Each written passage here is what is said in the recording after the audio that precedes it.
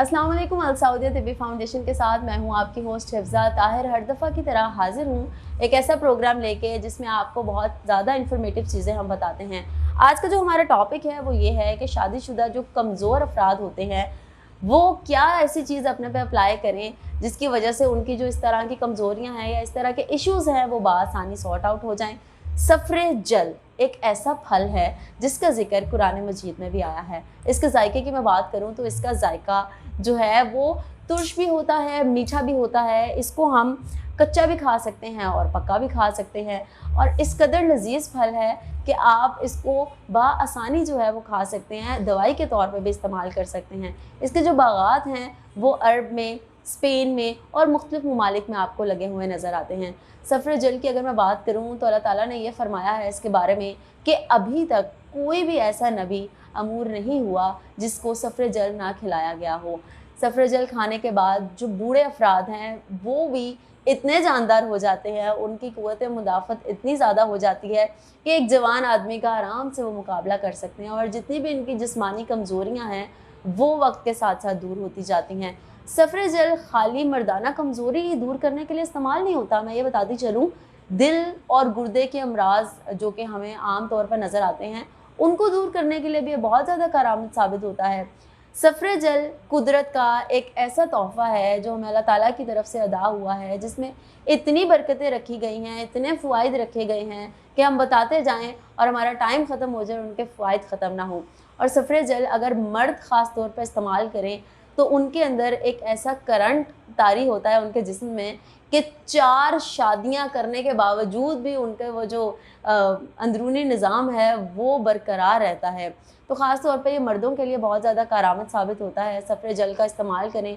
अगर आप किसी भी तरह की कमज़ोरी में मुब्तला हैं तो ये आपको बहुत ज़्यादा फ़ायदा देगा।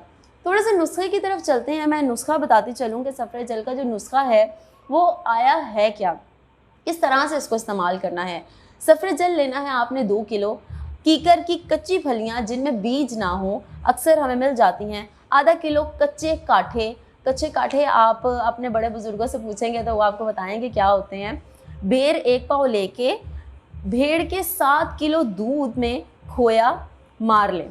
खोया मार लें मतलब खोया डाल लें और इसमें कस्तूरी खालिस 1 तोला, रोगन जैतून का 1 छटाक, रोगन कलवंजी का 1 छटांग। कलवंजी जो है वो भी हमें मिल जाती है बआसानी। रोगन बादाम 1 छटांग, रोगन अलसी 1 छटांग, अलसी भी बहुत ज़्यादा फ़ायदेमंद है। दूध बरगद 3 तोला, असली असली 2 तोला, सलाजीत असली 2 तोला, रीग माही 6 तोला, लौंग 6 तोला, माजू 1 तोला। ये सब आपको पंसारी की दुकान से मिल जाएंगे। दार चीनी 8 तोला, ये आपके घर में मौजूद होगी। ज़ाफ़रान कश्मीरी 2 तोला, मूचरस 2 तोला, तबशीर 1 तोला, शहद खालिस शहद लेना आपने, पाव मिला के माजून तैयार कर लें।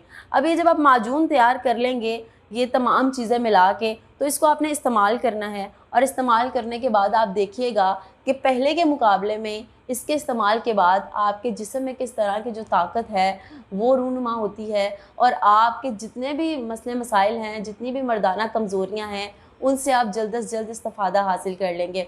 चीज़ें थोड़ी सी मुश्किल हैं लेकिन ये तमाम चीज़ों को मिला के जब आप बनाएंगे एक दवाई अपने लिए तो वो आप लोगों के लिए बहुत ज़्यादा फ़ायदेमंद साबित होगी। और मर्दों की तमाम कमज़ोरियों का जो इलाज है वो नीम हकीमों के पास तो है, लेकिन अल सऊदिया तिब्बी फाउंडेशन का इलाज अगर आप करें वक्फे से या जिस तरह से बताया गया है तो मेरा ख्याल है कि आपको किसी भी नीम हकीम की ज़रूरत नहीं पड़ेगी। मैं आपको ये बताती चलूँ, अगर ये नुस्खा बनाना आप लोगों के लिए मुश्किल है या ये चीज़ें मिलना आप लोगों के लिए मुश्किल है तो अल सऊदिया तिब्बी फाउंडेशन की माजून है गुले ज़ाफ़रान, जो कि आप पाकिस्तान और पाकिस्तान से बाहर हमारे दिए गए नंबर जो कि स्क्रीन पर चल रहे हैं उन पर कांटेक्ट करके बआसानी अपने घरों पे मंगवा सकते हैं या जाके ले सकते हैं। तो इसको इस्तेमाल करें और अपनी ज़िंदगियों को आसान बनाएं। फिर हाजिर होंगे एक नए प्रोग्राम के साथ। मुझे दीजिए इजाज़त। अल्लाह हाफ़िज़।